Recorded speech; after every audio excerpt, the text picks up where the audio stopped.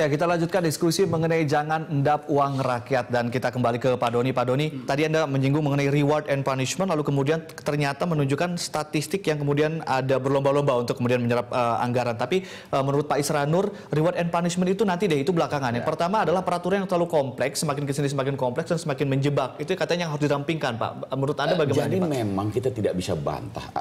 To some extent apa yang disampaikan Pak Isranur benar ya. Artinya begini ya.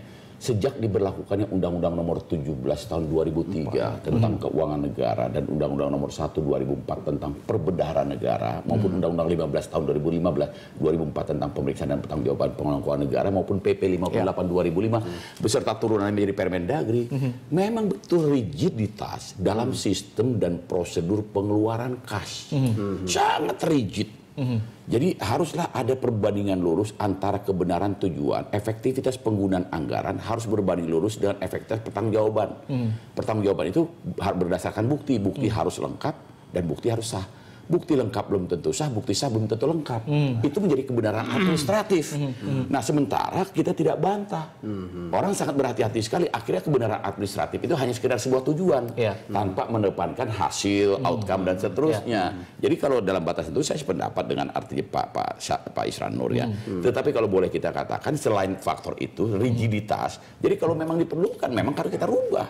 Sangat rigid, orang sangat berhati-hati untuk melakukan pengeluaran kas gitu Pak. Ditambah faktor lainnya kelembagaan ULP. Jadi dimungkinkan untuk dirubah begitu peraturan begitu, Pak. Jadi ada target waktu untuk perubahan. Nah, artinya begini, nanti itu kan nanti kalau terkait dengan Undang-Undang 17 2003 tentang Keuangan Negara dan Undang-Undang Nomor 1 2004 itu tentu ada pada porsi pemerintah, dalam hal ini tentu Menteri Keuangan. Nah, sedangkan kami dari Kementerian Dalam Negeri kan nanti akan berkoordinasi. Jadi antara dulu dikenal dengan 3 paket Undang-Undang Keuangan Negara itu sangat rigid.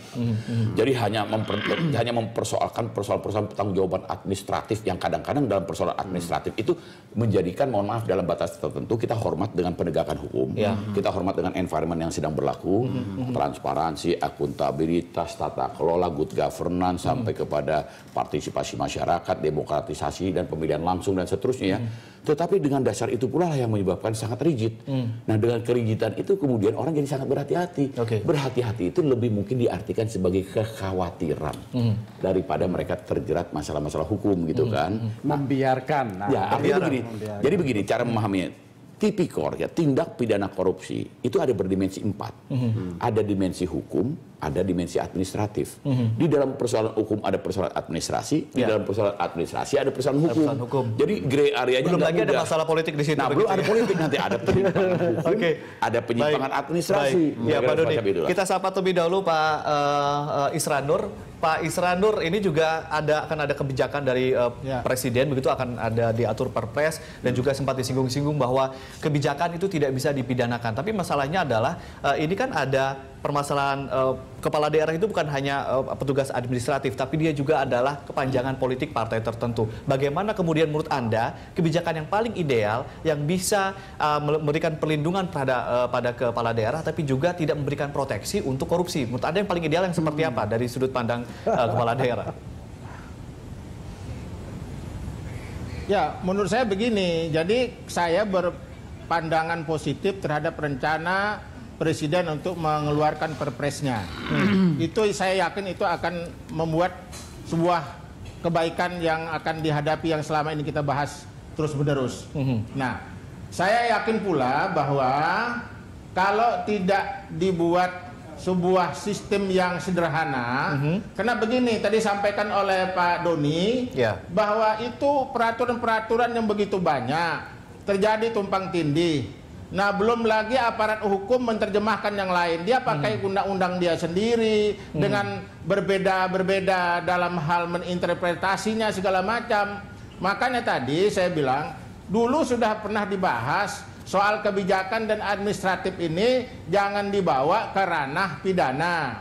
Tapi selama ini yang namanya kesalahan prosedural itulah yang sekarang yang menyebabkan kepala-kepala daerah tuh banyak terjerat masalah pidana itu karena masalah administratif, masalah kebijakan itu selalu disebut dengan unsur melawan hukum. Karena di dalam undang-undang Tipikor memang unsur melawan hukum itu sudah termasuk di dalam pelaksanaan dan dianggap sebagai korupsi.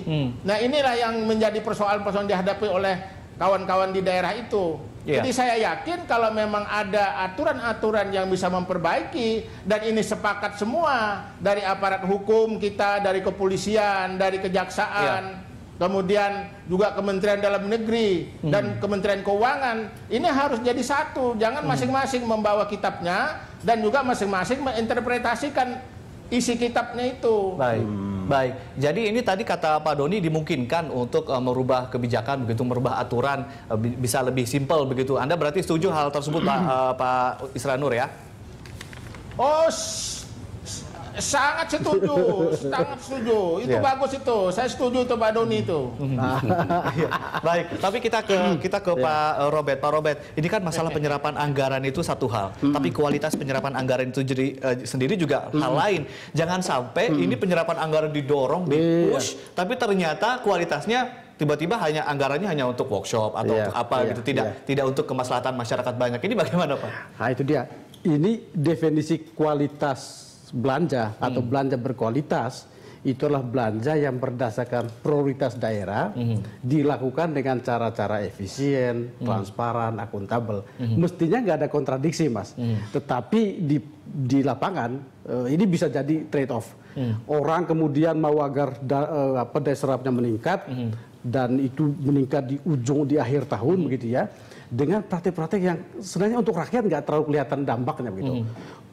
Inefisiensi terjadi, boleh jadi juga karena begitu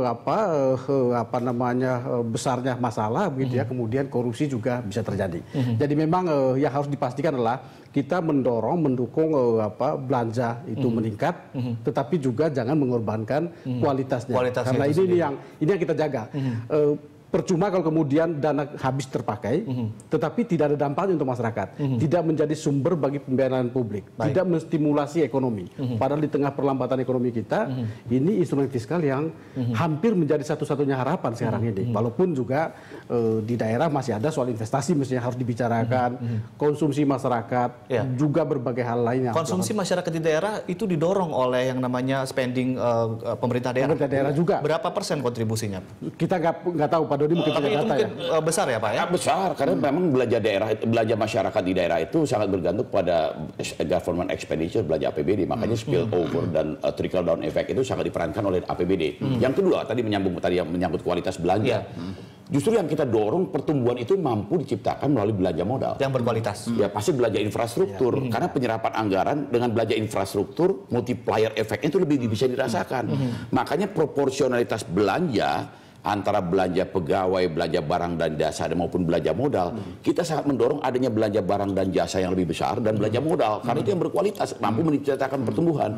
Sementara belanja pegawai kita tekan, bukan berarti pegawai tidak boleh gajian ya, tapi kita ingin supaya betul-betul berkualitas ini, diantaranya belanja infrastruktur dan belanja modal. Makanya tadi benar yang disampaikan Pak Isran, bahwa beliau sangat mendukung Presiden menerbitkan Inpres dan PP dan seterusnya. Itu semata-mata begini, dalam konten dan konteks, bahwa kita menghormati penegakan hukum. Penegakan hukum harus adil dan benar. Penegakan hukum harus adil, baik, dan benar.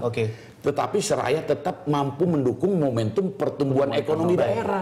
Pembangunan masyarakat. Pak Robert, kalau tadi ada perpres misalnya sudah ada, tapi bagaimana kemudian ini menjadi perlindungan hukum untuk pemerintah daerah untuk... Saya nggak sependapat itu. Kalau misalkan ada statement yang mengatakan misalkan... menjadi proteksi untuk korupsi, Pak. Tidak benar bahwa itu digunakan hanya untuk melindungi pejabat. Yang dilindungi adalah kebijakan terhadap penggunaan anggaran. Jadi begini, dalam mekanisme pemerintah dikenal... Tapi akses dari kebijakan itu masih belum bisa... Jadi gini, mesti begini, cara memahaminya. Ada kepala pemerintahan, ada kepala negara, ada kepala presiden, ada kepala daerah, kepala pemerintahan daerah. Sejatinya kepala pemerintahan daerah itu punya yang disebut sebagai Fries Ermessen, keleluasaan dan kebebasan bertindak karena satu situasi. Dia diberikan mandat, dia diberikan atributif dan delegatif. Tetapi saya makanya dalam berbagai kesempatan, sejauh itu betul-betul untuk kepentingan kemaslahatan umat, untuk mendukung pertumbuhan ekonomi, penciptaan lapangan kerja, why not? Jalankan diskresi Anda. Sejauh, mohon maaf, tidak ada satupun rupiah atau uang yang dikantongin, betul-betul untuk kepentingan publik. Jadi jangan diartikan sebagai perlindungan pejabat. Poinnya gitu. Poinnya adalah kesamaan persepsi definisi atas korupsi. Merugikan negara bisa administratif, bisa pidana. Kalau merugikan negara dan menguntungkan pribadi itu korupsi. Tapi kalau ternyata kemudian kebijakan itu dikeluarkan dan ada dampak baik kerugian negara. Ambil contoh lah, misalkan penunjukan langsung. Siapa bilang tidak boleh? Boleh karena undang-undang. Dalam hal. Tapi begini juga, ini yang perlu dalam hal ya. Dipastikan juga bahwa jangan sampai kemudian hanya karena instrumen perlindungan hukum, tuntutan daerah sekarang kan jaminan perlindungan hukum. Ini juga harus diwaspadai, tidak mudah dimanipulasi. Untuk memproteksi korupsi begitu ya. Saya percaya itu tidak akan terjadi. Tapi artinya jangan juga kemudian dia justifikasi sebagai kemudian melindungi pejabat. Itu juga tidak benar. Artinya kebijakan pejabat itu adalah sejauh kebijakan pejabat itu betul-betul untuk kemaslahatan umat, why not? Pak Doni, kira-kira kan begitu. Walaupun nanti bedanya tipis begitu, ada memang tipis bedanya. Itu nanti soal pembuktian kan, pembuktian hukum kan, pembuktian fakta dan seterusnya itu. Pak Doni, Pak Robert dan juga Pak Isranur, kita akan lanjutkan lagi diskusinya dan tetaplah bersama kami pemirsa.